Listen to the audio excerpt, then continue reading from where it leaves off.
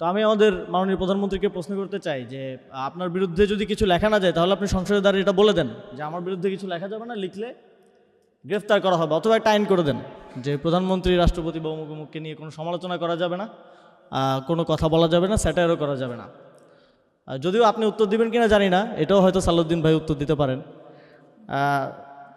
সালাউদ্দিন ভাইয়ের প্রসঙ্গ যেহেতু আসলো, তিনি আজকে সংসদে দাঁড়িয়ে আমাকে উদ্দেশ্য করে কিছু কথা বলেছেন যে বিসিবি নির্বাচনের বিষয়ে অনেকেই বলছেন, কথা প্রসঙ্গে আসছে। তিনি বলেছেন যে আগের নির্বাচনের সময় কাউন্সিলর আনার ক্ষেত্রে প্রভাব বিস্তার করা হয়েছে। তো সেখানে সালাউদ্দিন ভাইয়ের কোনো সংবিধানের প্রয়োজন নাই, কারণ বিসিবির একটা কনস্টিটিউশন আছে, আপনারা হয়তো অনেকেই জানেন, 13 পৃষ্ঠার একটা ছোট কনস্টিটিউশন। সালাউদ্দিন ভাই যদি বাংলাদেশের সংবিধানের পাশাপাশি সেটাও একটু পড়তেন তাহলে বুঝতে পারতেন যে আমরা কাউন্সিলরগুলো তখন আনা হয়েছিল সংবিধান অনুযায়ী যেই ক্রীড়া সংস্থার কমিটি হয় সেখান থেকে।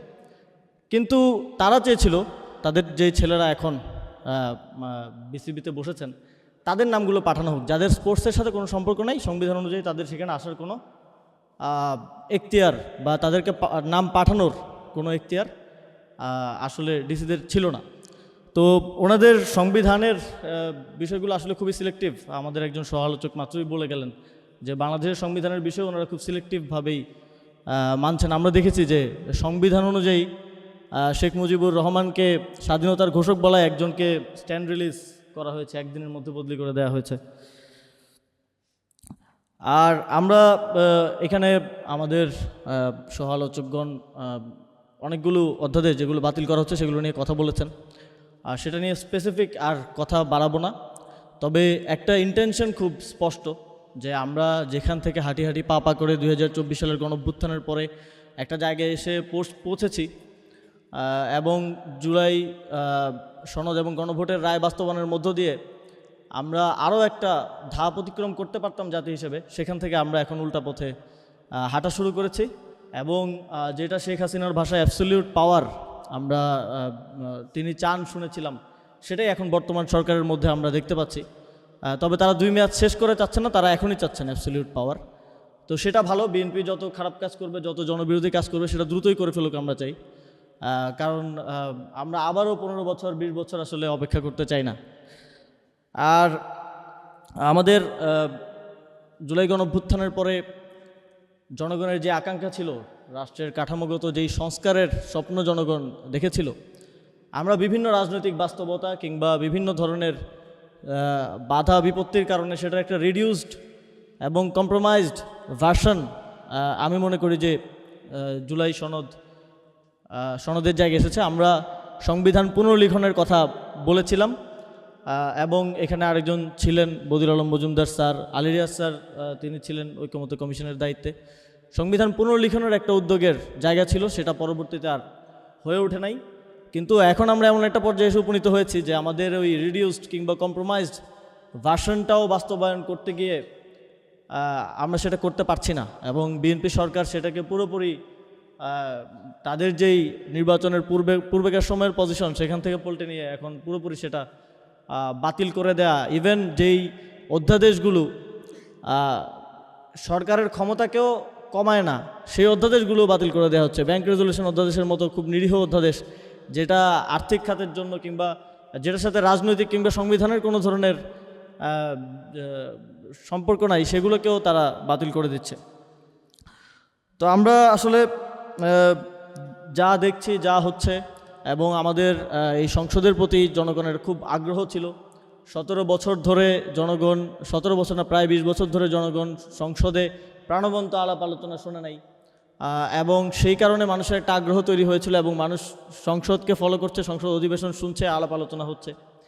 কিন্তু কার্যত 2/3 পাওয়ার ফলে এই সংসদ একটা অকার্যকর সংসদ হয়ে গেছে আর কি।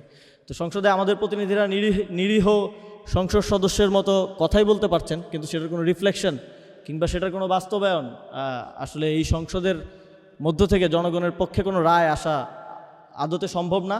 ফলে আপনারা দেখবেন যে বিরোধী দল হিসেবে, বিরোধী জোট হিসেবে আমাদেরকেও রাজপথে কর্মসূচি দিতে হচ্ছে। আগামী 4 দিন আমাদের, আগামীকাল থেকে 4 দিনের কর্মসূচি আছে। আমি বাংলাদেশের জনগণকে আহ্বান জানাবো যে আপনারা আমাদের কর্মসূচির সাথে যুক্ত হন, এবং এই যে আজকের যেই আলোচনা, এরকম আরও আলোচনা চলছে, বিভিন্ন ফোরামে আলোচনা হচ্ছে এবং আমাদের যেই সিভিল সোসাইটির প্রতিনিধিরা আছেন তারা খুব সরব আছেন এবং জুলাই গণঅভ্যুত্থানের পরে বিএনপি যদি ভাবে যে তারা এই যা ইচ্ছা তাই করে পার পেয়ে যাবেন, সেটা সম্ভবত হবে না। কারণ আমি দেখছি যে যেভাবে খুব দ্রুত অধ্যাদেশগুলো বাতিলের ঘটনায় বাংলাদেশের সর্বস্তরের মানুষ, সিভিল সোসাইটির প্রতিনিধিরা সবাই কথা বলছেন এবং আওয়াজ তুলছেন, এটা বাংলাদেশের জন্য একটা ইতিবাচক পরিবর্তন বলে আমি মনে করি। এবং বারবার বলা হয় যে গণঅভ্যুত্থান তো আর প্রতিদিন হয় না, কিন্তু জনগণের পিপলস উইল যদি ডিউ থেকে যায় তাহলে সেটা প্রতিষ্ঠিত হয়। সেটা হয়তো আজ হবে না, কাল হবে, কাল হবে না, পরশু হবে, কিন্তু সেটা প্রতিষ্ঠিত হবেই। আমরা 69-এর গণঅভ্যুত্থান দেখেছি, কিন্তু 69-এর গণঅভ্যুত্থানে যে পিপলস উইল ছিল, 70-এর নির্বাচনে আমরা সেটার প্রতিফলন দেখেছি, কিন্তু সেটা বাস্তবায়ন না করার ফলে 71-এর মুক্তিযুদ্ধ আমাদেরকে দেখতে হয়েছে। ফলে 24-এর গণঅভ্যুত্থানের যে পিপলস উইলের কারণে এই গণঅভ্যুত্থান হয়েছে এবং গণভোটে যেটার প্রতিফলন এসেছে সেটা যদি বাস্তবায়িত না হয় তাহলে হয়তো আমাদেরকে আবার এরকম কোনো পরিস্থিতি দেখতে হতে পারে। সেটার জন্য নট নেসেসারি যে রাজনৈতিক নেতৃত্বের প্রয়োজন হবে। আমরা দেখেছি জুলাই গণঅভ্যুত্থানে কোনো রাজনৈতিক নেতৃত্বের প্রয়োজন হয় নাই।